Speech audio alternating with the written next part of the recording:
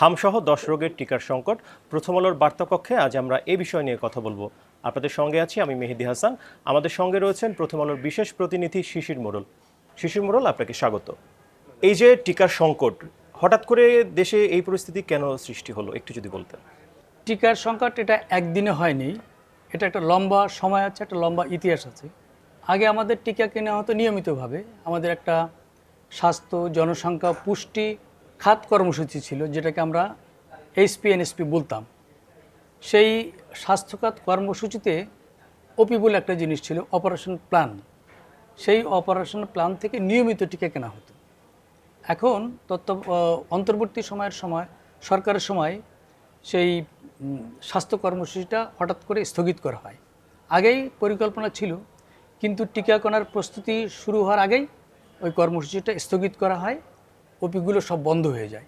আমাদের আগে টিকা কেনা হতো, ইউনিসেফ সহায়তা করতো, গ্যাবি সহায়তা করতো, এবং যারা লাইন ডিরেক্টর ছিলেন তারা অল্প সময় ব্যয় করে টিকা কিনতে পারতেন।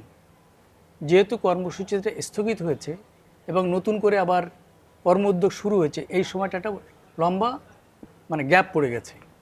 সেই নতুন পদ্ধতিতে এখন টিকা কিনতে হচ্ছে। সেখানে অনেকগুলো পদক্ষেপ আছে, অনেকগুলো স্তর পার হতে হয়।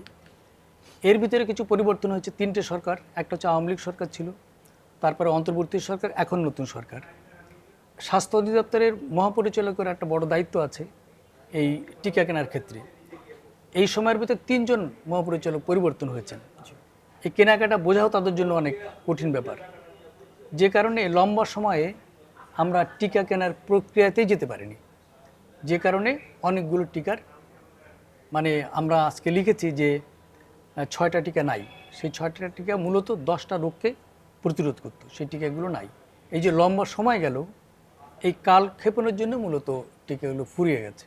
আচ্ছা, প্রতিবেদনে আমরা আরেকটি বিষয় দেখেছি যে গত 1 মাসে হাম রোগে সংক্রমিত হয়ে 41টি শিশুর মৃত্যু হয়েছে।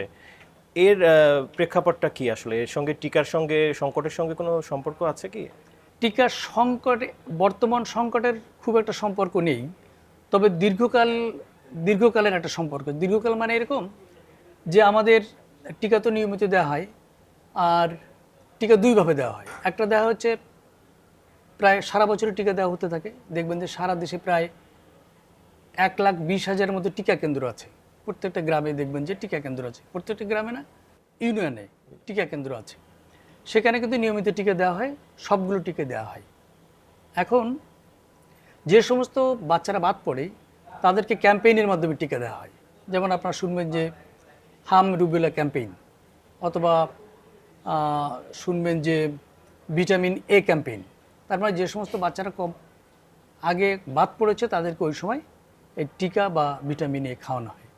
এখন আমাদের দেশে ক্যাম্পেইনটা হয়েছে, সর্বশেষ ক্যাম্পেইন হয়েছে 2000 সালে, 2000 ডিসেম্বরে। আর একটা ক্যাম্পেইনের সময় চলে আসছে। আবার আমরা যদি পরিসংখ্যান দেখব যে অন্য টিকা থেকে এই হামের টিকা যারা নেয়, এই সমস্ত বাচ্চারা টিকা পাওয়ার হারটা একটু কম। তা অনেক দিন টিকা পায় না, সেই সমস্ত বাচ্চার পরিমাণটা বেড়ে গেছে।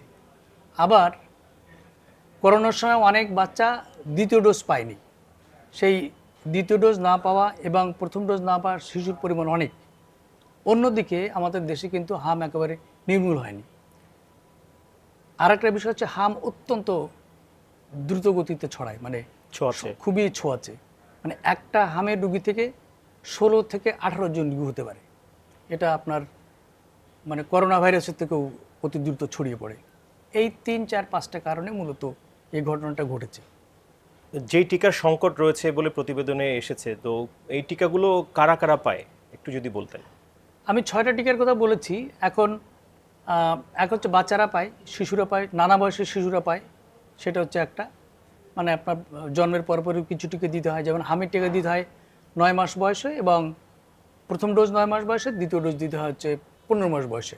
আবার যারা বাদ পড়ে তাদেরকে দিতে হয় হচ্ছে ক্যাম্পেইনের সময়। আবার কোনো টিকা আছে, ধনুষ্টঙ্গের টিকা দিতে হয় বাচ্চাদেরকে।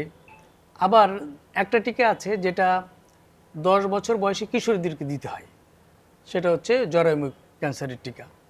আবার ধনুষ্টঙ্কর এবং ডিপথেরিয়া, এই টিকাটা দিতে হয় হচ্ছে 15 থেকে 50 বয়সী নারীদের দিতে হয়, তাদের জন্য এই রোগগুলো না হয়। এই তাহলে শিশুদের দিতে হয়, কিশোরীদের দিতে হয় এবং নারীদের এই টিকাগুলো দিতে হয়। তো অধিকাংশ টিকা হচ্ছে শিশুদের। তার মানে হলো নারী এবং শিশুদের টিকার সংকট রয়েছে এখন এই মুহূর্তে। না, নারী নারী নারী এবং নারীদের টিকা পুড়িয়ে যাবে হচ্ছে একটা জুনে একটা ডিসেম্বরে, আর মূলত টিকার সংকট পড়েছে শিশুদের।